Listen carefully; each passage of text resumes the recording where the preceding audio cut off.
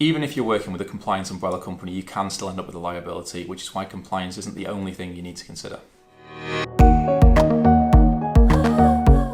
So the simple answer is no.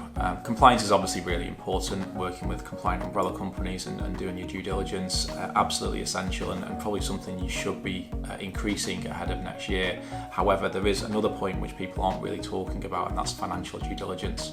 Even if you're working with a compliant umbrella company, if they're not financially secure, you can still end up with a tax liability. The reality is, if an umbrella company runs into financial difficulty, then there could be several months of liability building up before it becomes apparent. Now, should that umbrella company go into liquidation, that liability will sit with the agency.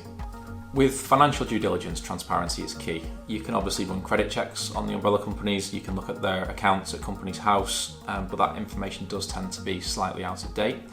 What I would be looking for is more regular updates, so copies of the balance sheet, for example, on a more regular basis so that you get comfortable with the financial position of the umbrella companies you're working with.